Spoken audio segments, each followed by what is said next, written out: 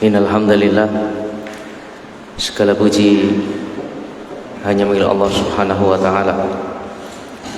Nahmaduhu, kita memujinya. Wa nasta'inuhu, kita juga memohon pertolongan kepadanya. Wa nastaghfiruh, kita juga memohon ampun kepada Allah Subhanahu wa ta'ala. Wa na'udzu billahi min syururi anfusina, kita juga berlindung kepada Allah Subhanahu wa ta'ala dari buruknya jiwa-jiwa kita. Wa min sayyiati a'malina, kita juga berlindung kepada Allah Subhanahu wa ta'ala dari buruknya amal perbuatan kita.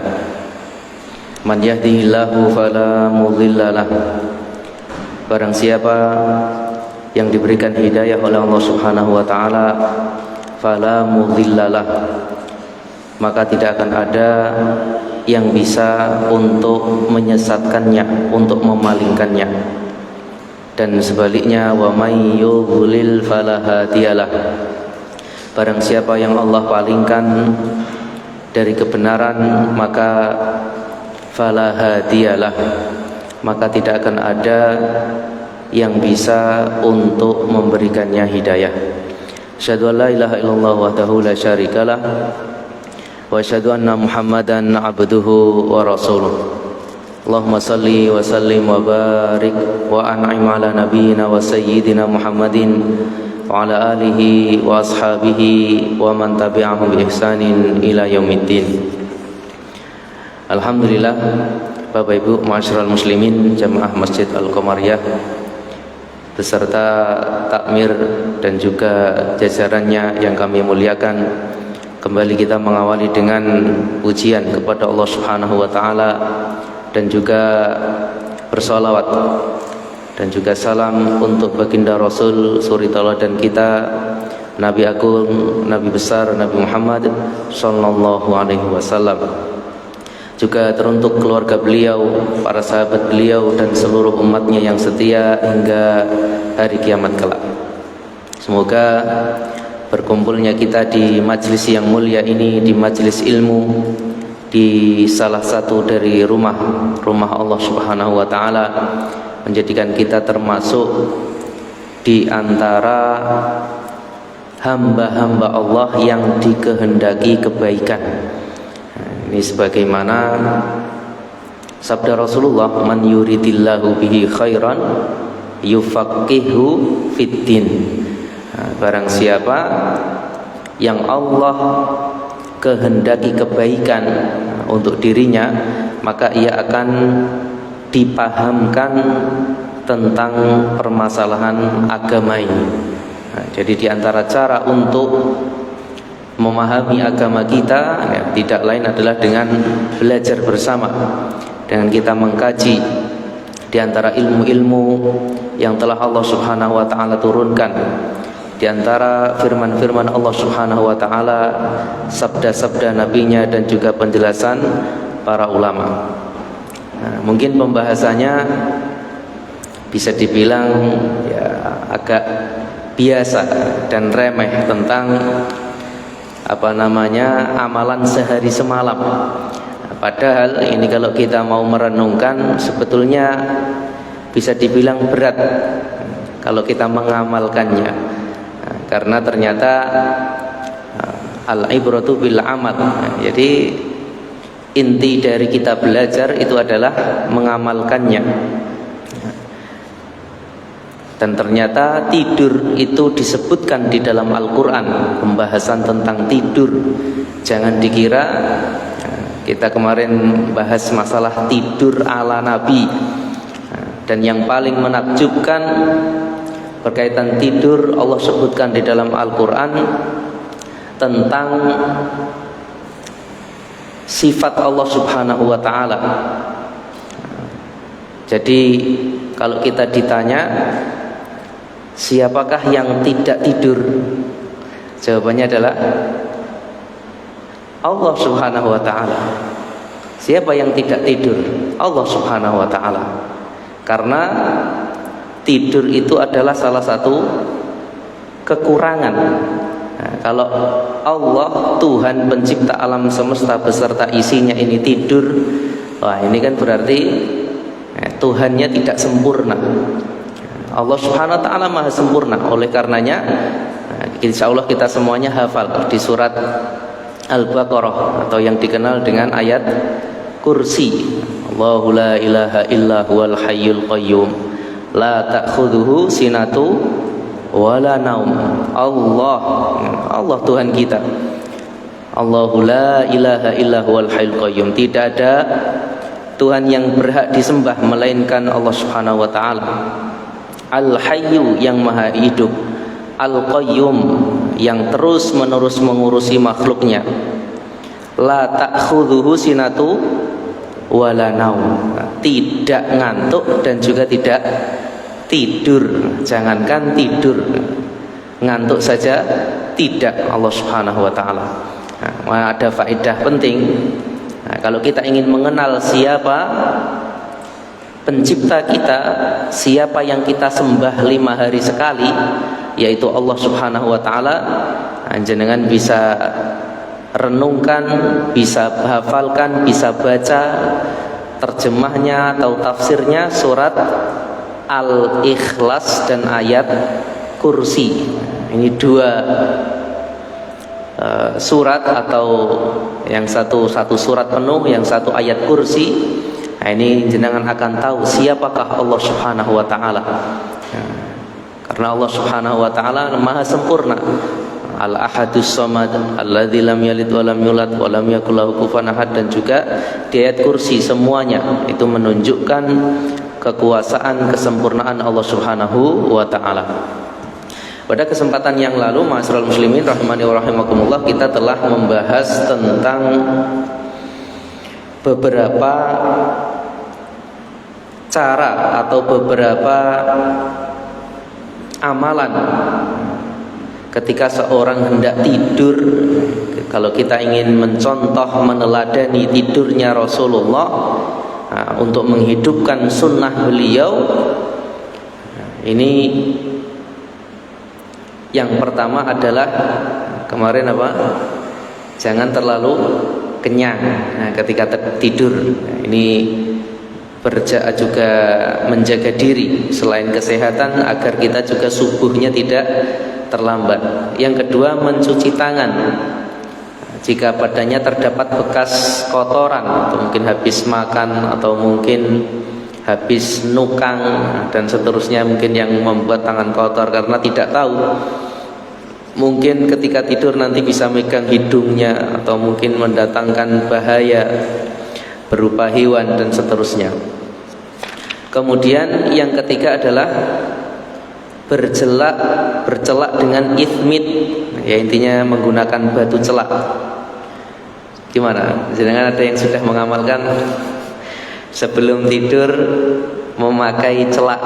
Ini perlu dikasih hadiah ini kalau ada yang sudah mengamalkan. Gimana? Ada yang sudah mengamalkan? Coba angkat tangan. Insya Allah saya siap mengasih hadiah minggu depan.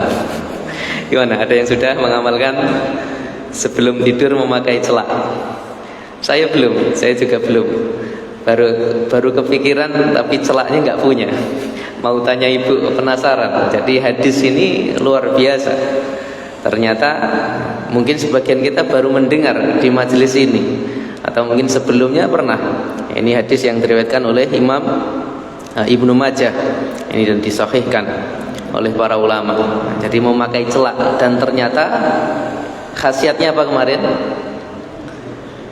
Mencerahkan pandangan, membuat matanya cerah, dan juga menumbuhkan bulu. Jadi itu diantara sabda Rasulullah Sallallahu Alaihi Wasallam. Kemudian yang keempat adalah berwudu. Kita sudah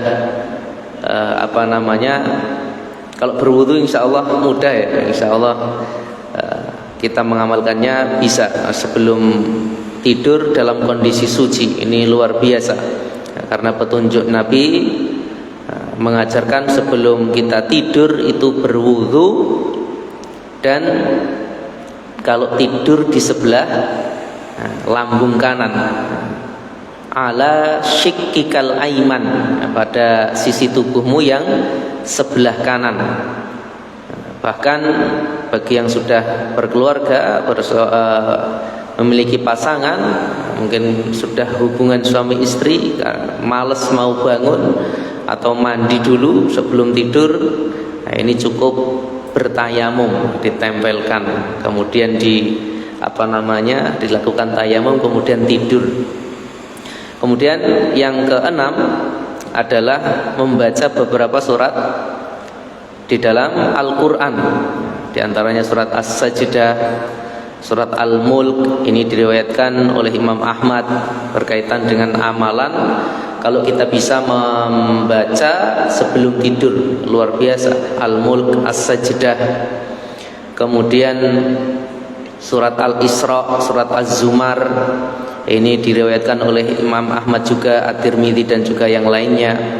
Nah, ini diantara amalan-amalan kalau kita bisa mengamalkannya tentu sesuai kemampuan kita. Nah, mungkin nanti di sini ada khusus berkaitan dengan surat Al-Kafirun.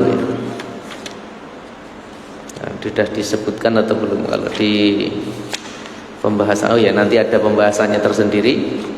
Nah, jadi intinya membaca beberapa surah dari Al-Quran. Misalnya tidak harus surat ini, tidak apa-apa.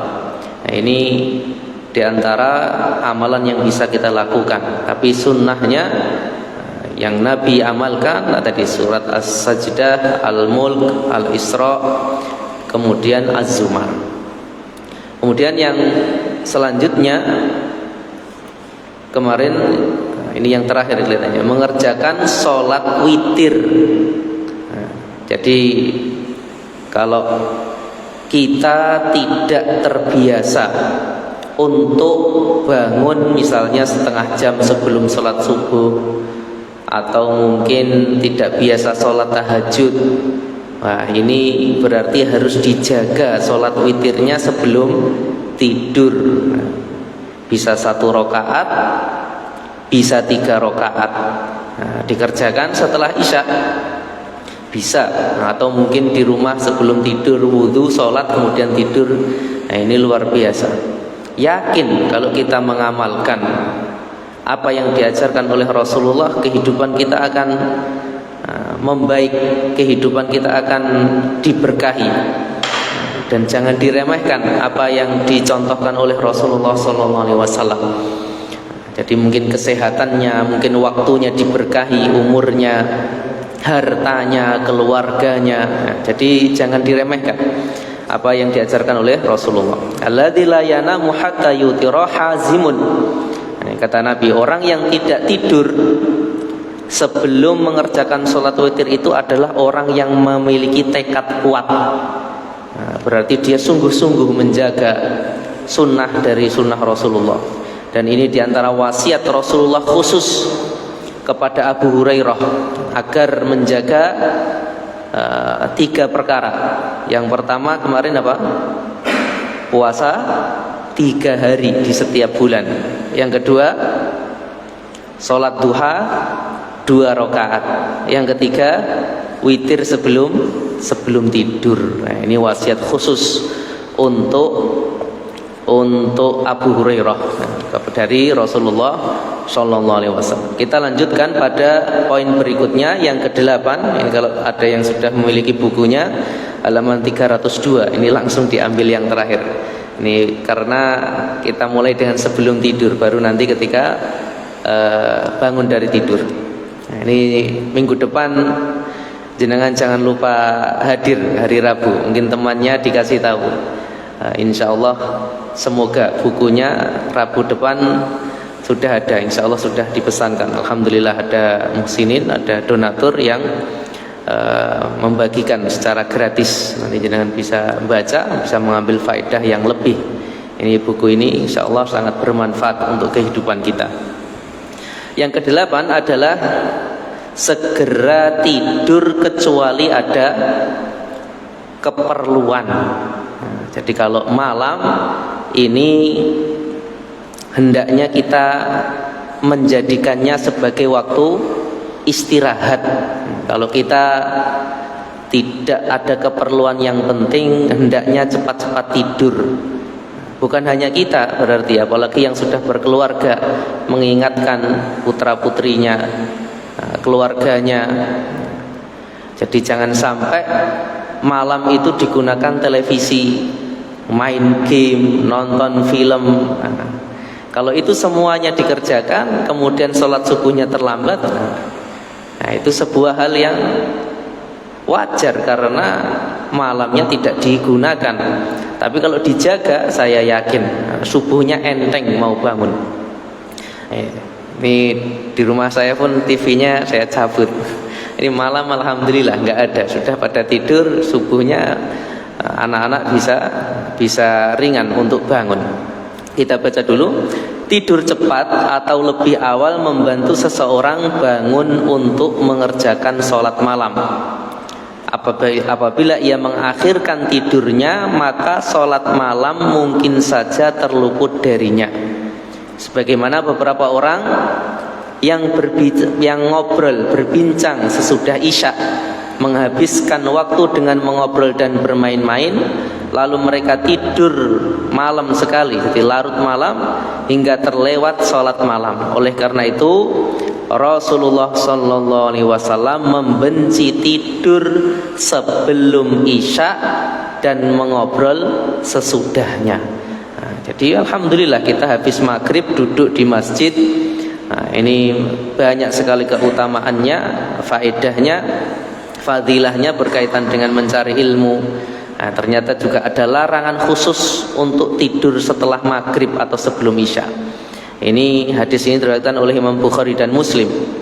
Adapun orang yang tidak tidur karena tugas, mungkin satpam, enggak tahu mungkin jadi ada lembur dan seterusnya, ada tugas melayani tamu, menuntut ilmu dan sejenisnya. Di pondok-pondok ada yang ngaji sampai malam jam 9, 10 baru selesai, belum yang lainnya, kegiatan yang lainnya, belum mengerjakan PR dan seterusnya. Nah, ini berbeda. Maka hal itu tidak termasuk dalam hadis di atas. Demikian juga tidur cepat akan membuat orang tersebut mendapat porsi tidur yang cukup pada malam hari, dan itu lebih besar faedahnya daripada tidur di siang hari untuk menjaga kebugaran tubuh dan kesehatannya. Kita sampaikan kemarin kan, umur manusia itu yang paling banyak tidur kemarin siapa? Bayi. Nah, ini saya dapatkan datanya dari Kementerian Kesehatan. Bayi baru lahir itu sampai 2 bulan kebutuhan tidurnya berapa jam? 14 sampai 18 jam. Jadi ternyata yang banyak tidur itu bukan Mbah Kong atau Mbah Uti, tapi justru ternyata bayi itu kalau mau sehat bayinya, kebutuhan tidurnya adalah 14 sampai 18 jam. Kemudian berkurang lagi nanti ketika umurnya sudah bertambah, mulai 1 bulan sampai 1 tahun lebih atau mungkin 2 tahun, itu sekitar 12 sampai 14 jam. Ini data Kementerian Kesehatan Indonesia. Usia 3 tahun sampai 6 tahun, ini mungkin sampai TK, putra putrinya jenengan kalau dia kok tidur tidak memenuhi 11 sampai 13 jam, nah ini berarti juga kurang tidurnya. Kemudian turun lagi, anak SD itu sampai kelas 6 itu kebutuhan tidurnya 10 jam.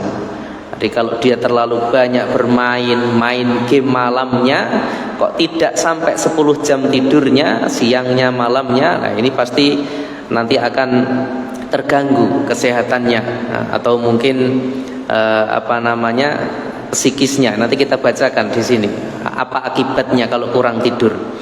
Kemudian anak usia SMP sampai SMA lah ini ya, berarti itu sekitar 8 sampai 9 jam kebutuhan tidurnya.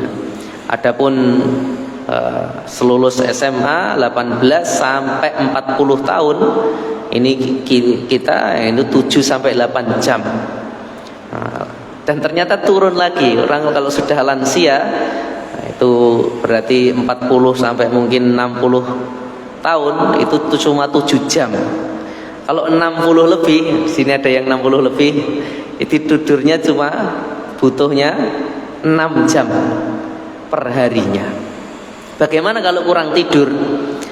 Disebutkan tidur yang cukup itu kalau anak-anak akan membuat tubuh dan otak bayi berkembang baik dan normal. Makanya ini harus kita ketahui. Jangan sampai punya anak kecil kemudian dia tidak nyaman tidurnya atau malah dibangunkan karena dia banyak tidur. Kemudian diantara akibatnya lagi kalau kurang tidur, anak usia di bawah 6 tahun yang kurang tidur akan cenderung obesitas. Obesitas itu apa? Apa? Kegemukan ya, obesitas. Ini terlalu besar badannya. Kemudian menurut penelitian juga, anak yang tidak memiliki waktu istirahat yang cukup dapat menyebabkan mereka menjadi hiperaktif. Jadi terlalu aktif, tidak konsentrasi belajar, jadi fokusnya hilang, dan memiliki masalah pada perilaku di sekolah. Nah, ini jangan diremehkan masalah tidur itu, karena di surat An-Naba kita membaca wa ja'alna naumakum subata. Nah, di surat An-Naba juz 30 kita membaca di ayat yang ke-9, dan kami Allah Subhanahu wa taala menjadikan tidurmu itu untuk istirahat. Nah, jadi jangan meremehkan tidur. Masa tidur aja dibahas dalam kajian. Wah, padahal kajian itu kan sebetulnya nyaman untuk tidur ya kan, ngantuk-ngantuk. Nah, ini penting ternyata. Pembahasan tidur ini. Jadi ternyata bisa menjadikan perilaku anak itu bisa berubah normal. Ini perlu perhatian. Oh, berarti mungkin anak saya terlalu aktif ini karena kurang tidur. Jadi ada teman yang WA itu, dia nyampaikan anaknya itu tidak bisa tidur, setiap setengah jam bangun. Itu sampai berapa bulan atau tahun. Alhamdulillah sekarang sudah normal tidurnya. Jadi jangan dikira tidak bisa tidur itu nikmat, justru ini bermasalah, harus konsultasi ke dokter bagaimana caranya bisa tidur. Kemudian juga kalau remaja yang kurang tidur itu lebih rentan terkena depresi, tidak fokus, dan punya nilai sekolah yang buruk. Nah, ini bisa jadi dia nilainya nggak bagus di sekolah, itu juga karena masalah kurang tidur, karena tidak bisa fokus ketika mendengarkan pelajaran. Karena sekarang Masya Allah game dan seterusnya, film ini dipantengi sampai berjam-jam, nggak terasa megang HP. Para dokter menyarankan bagi mereka yang ingin hidup sehat untuk menerapkan aturan ini pada kehidupannya. Berarti di sini disampaikan tadi, kalau malam kita habis isya tidak punya keperluan, segera tidur. Sebagaimana tadi kita sebutkan dalam surat An-Naba ayat 9, wa ja'alna naumakum subata, dan kami telah menjadikan tidur itu sebagai istirahat. Jadi dalam Al-Quran pun juga disebutkan.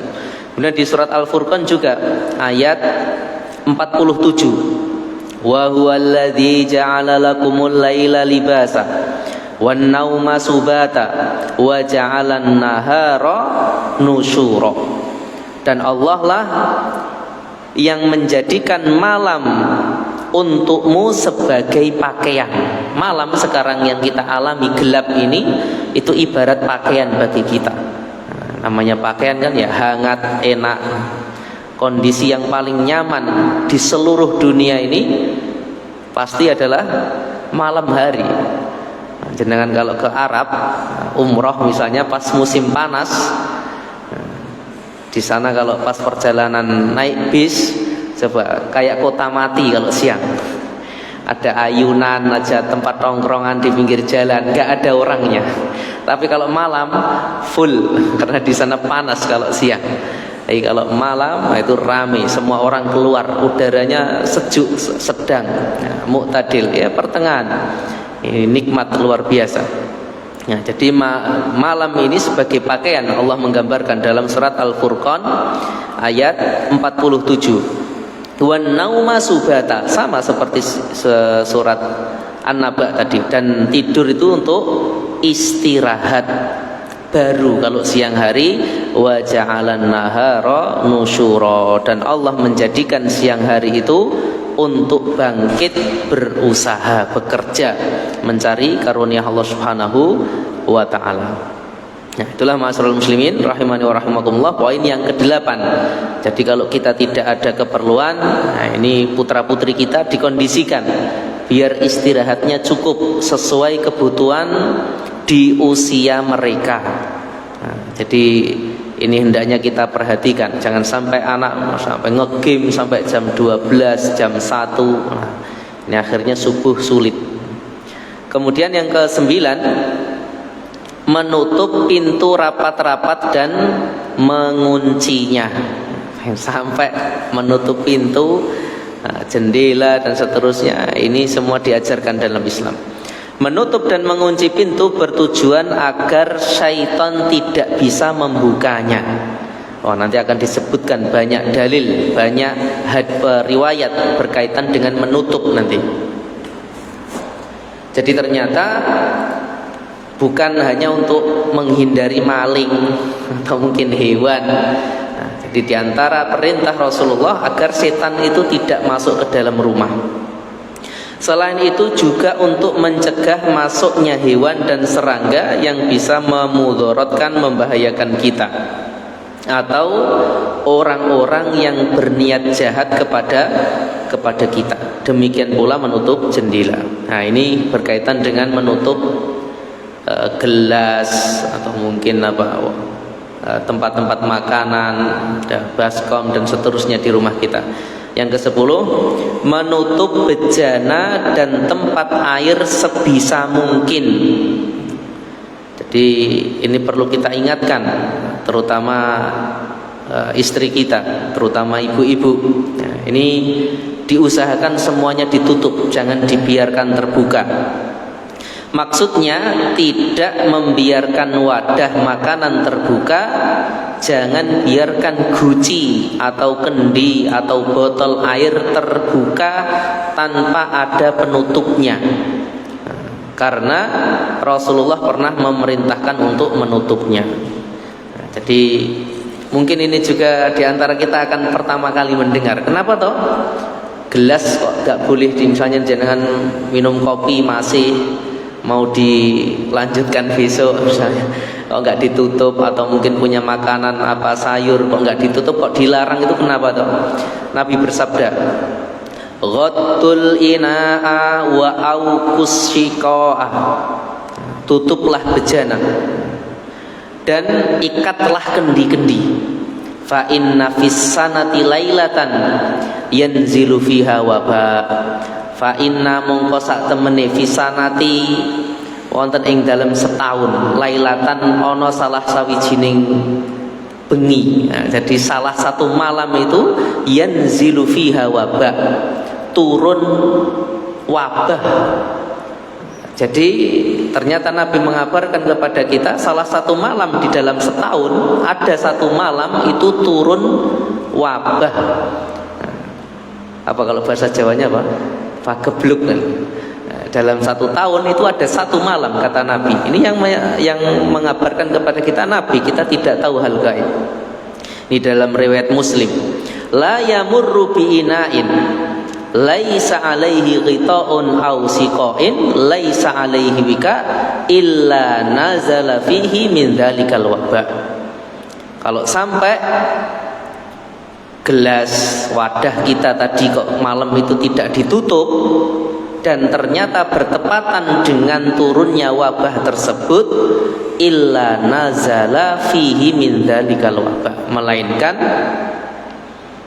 akan wabah tersebut akan masuk. jadi penyakit, dan seterusnya. Ini sudah diingatkan Nabi. Kalau kita ternyata kelalaian, umatnya kelalaian kemudian terkena wabah, ini jangan menyalahkan. Fala yalumanna illa nafsah, maka jangan menyalahkan kecuali dirinya. Kemudian riwayat yang lainnya, ini masih juga berkaitan dengan menutup wadah sebelum tidur. Ghatul ina'a wa auqus siqa wa aghliqul baba wa adfi usiraj. Tutuplah wadah-wadah. Kemudian sama, ikatlah kendi-kendi. Ya, kalau sekarang mungkin tempat air, tempat sayur, kalau kulkas dan seterusnya kan sudah tertutup. Tapi kalau yang lain mungkin di meja lupa atau mungkin tidak perhatian. Dan juga tutup pintu, kuncilah pintu, dan juga matikan lampu-lampu. Bahkan ya kalau sekarang mungkin listrik ya, kalau dulu kan ublik kayak oncor, ini bahaya, tidur nggak dimatikan. Karena fa inna syaitana la yahullu siqaan, karena syaitan itu tidak dapat membuka ikatan. Setan berarti kuat atau enggak? Lemah. Setan itu lemah. Makanya kita tidak perlu takut, kita cukup berlindung kepada Allah Subhanahu wa taala. Di antara caranya di sini kita menutup, mengikat, itu enggak bisa setan membuka. La yahullu siqah wa la yaftahu baban, setan juga tidak bisa membuka pintu. Kalau pintu sudah kita tutup, kita kancing, setan tidak bisa buka. Wa la yakshifu inaan, setan juga tidak bisa menyingkap bejana. Ini sudah diketeles, ditutup, apalagi mangkok dan seterusnya sudah ditutup, aman. Piring banyak sekarang ada penutup yang besar, itu selesai, aman. Wala yakshifu inan fa in lam yajid ahadukum illa an ya'rudhu ala ina'ihi udan wa yadhkuru ismallahi falyaf'al.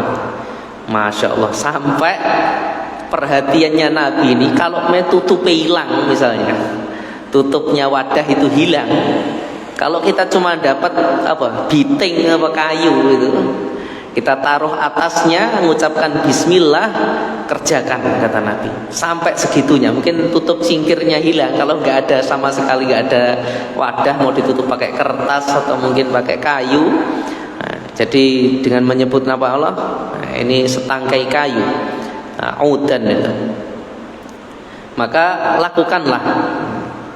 Fa innal fuwaisiqata tughrimu ala ahlal baiti baitahum. Ini juga diperingatkan, bukan hanya setan. Kata Nabi, sesungguhnya al-fuwaisiqah itu diartikan atau dimaknai dengan tikus. Karena tikus di rumah itu bisa membakar penghuni rumah sekaligus rumah mereka. Kalau dulu tadi pakai ublik atau pakai oncor atau apa lagi namanya dulu, nah itu kan bisa disenggol, bisa kebakaran. Nah, ini intinya semuanya agama ini betul-betul menjaga keselamatan, menjaga kebaikan dunia dan juga akhirat bagi pemeluknya. Nah, ini diantara perhatian ketika kita sebelum tidur. Nah, itu hendaknya kita perhatikan, terutama di dapur, apa yang belum ditutup berupa air, makanan. Nah, ini jangan sampai kita kelewatan. Naudzubillah, kalau sampai di malam itu ternyata oleh Allah Subhanahu wa taala diturunkan wabah. Nah, ini naudzubillah, kita berlindung kepada Allah Subhanahu wa taala. Kemudian di sini secara khusus yang ke-11 halaman 304 berkaitan dengan mematikan lampu dan memadamkan sumber api. Ya, kalau sekarang mungkin masih ada yang pakai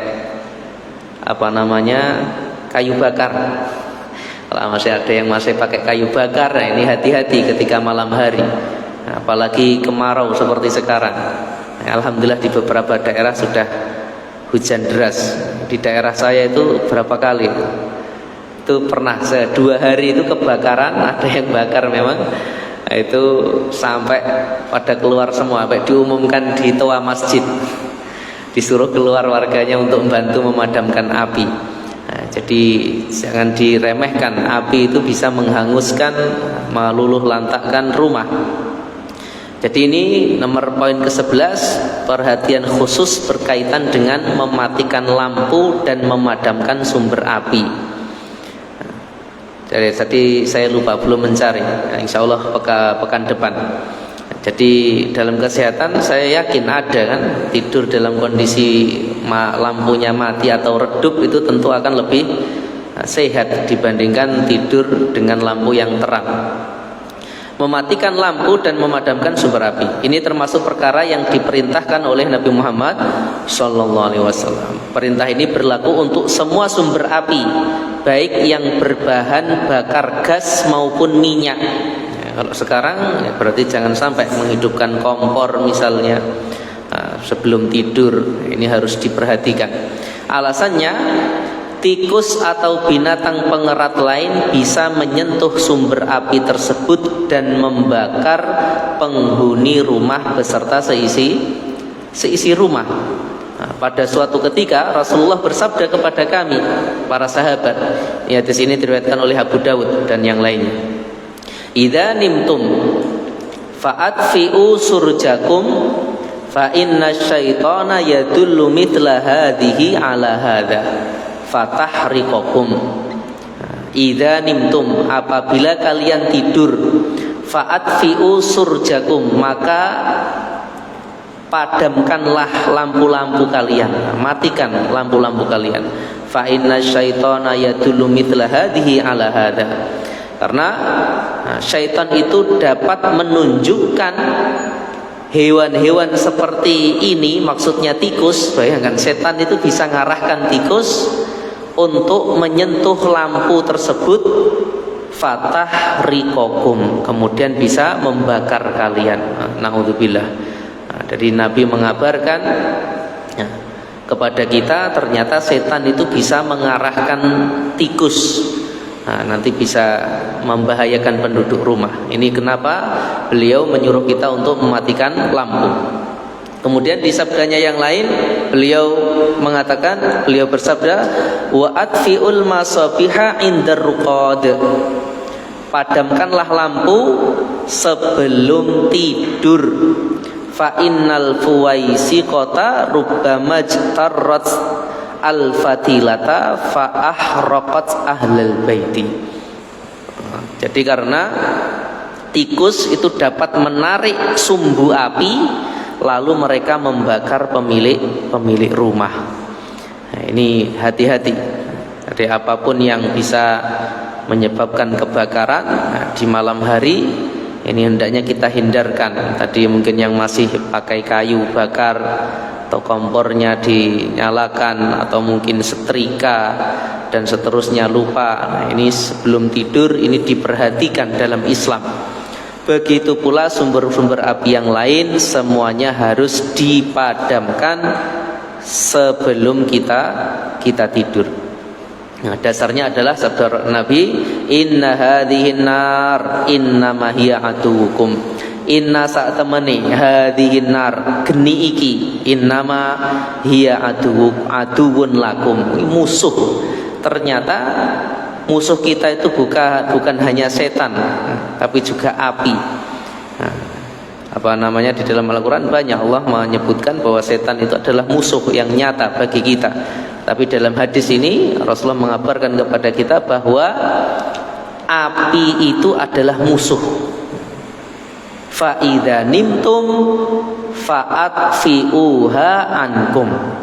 Apabila kalian tidur, maka matikan, padamkan.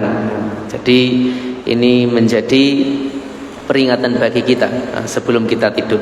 Kemudian yang terakhir, la tatrukun nara fi buyutikum hina tanamun. Kenapa kok tadi semua disuruh matikan sumber-sumber api itu? Karena Nabi melarang dengan jelas, jangan biarkan api menyala dalam rumah kalian sementara kalian sedang tidur.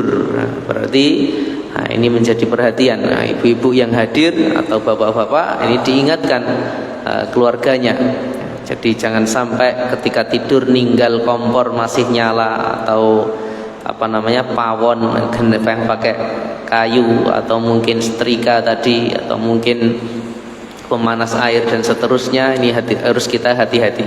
Ini wujud kepedulian Islam dalam menjaga kehidupan seorang muslim, yaitu untuk menjaga keselamatan diri, harta, barang-barang, dan anak-anaknya dan keluarganya.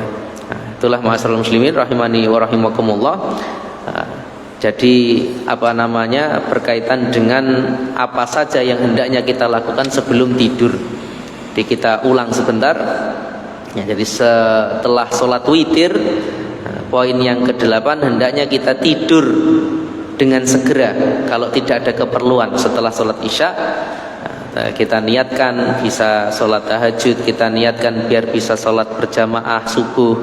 Nah, tentunya kebaikan itu kembali kepada diri kita, tentang kesehatan kita. Kemudian yang selanjutnya adalah menutup dan mengunci rapat-rapat, baik pintu, jendela, ataupun bejana, tempat air, dan seterusnya tadi, karena bahaya-bahaya yang bisa menimpa. Kemudian mematikan lampu dan sumber api semuanya, itu hendaknya dimatikan. Kemudian yang terakhir kita tutup dengan poin selanjutnya, berniat untuk bangun mengerjakan sholat malam. Malam ini kita akhiri dengan poin ini. Jadi hendaknya jenengan kalau belum pernah nyoba sholat malam, nah ini berarti harus dicoba. Kalau sudah terbiasa, masya Allah, harus banyak bersyukur kepada Allah. Ini nikmat diantara nikmat setelah seorang menjaga sholat 5 waktu. Ini adalah dengan sholat tahajud, sholat malam. Sholat yang paling utama setelah sholat 5 waktu adalah sholat tahajud. Tapi kalau seorang belum bisa sholat tahajud, ya nggak masalah, tidak berdosa. Tapi sholat sunnah yang paling utama adalah sholat tahajud. Jadi seorang muslim harus tahu prioritas apa yang perlu dia utamakan dalam hidupnya, dalam beribadah khususnya tentang akhirat. Jangan sampai seorang semangat dalam hal sunnah, ternyata yang wajibnya teledor. Nah, ini bahaya. Jadi kata para ulama, orang yang bersungguh-sungguh mengerjakan yang wajib,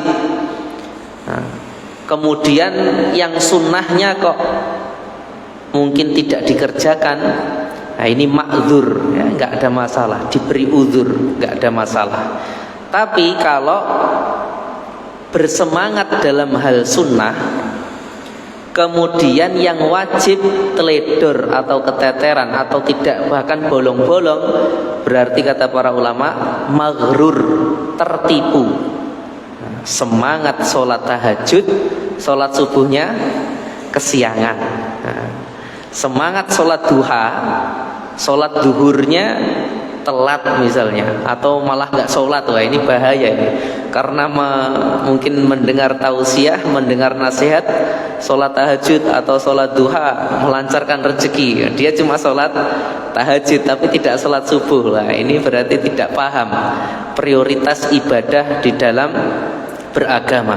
Jadi ketika kita beribadah kepada Allah Subhanahu wa taala, kita harus paham bahwa yang paling utama adalah yang wajib untuk diri kita, keluarga kita, dan kita sampaikan kepada kaum muslimin. Misal diri kita atau anak kita tidak bisa melakukan yang sunnah, ya jangan terlalu dimarahi, biasa saja. Tapi kalau yang wajib, nah baru. Kalau sunnah nggak apa-apa, dia tidak mengerjakan, karena masih kecil atau mungkin baru belajar. Nah, intinya hendaknya kita berniat untuk bangun mengerjakan sholat malam.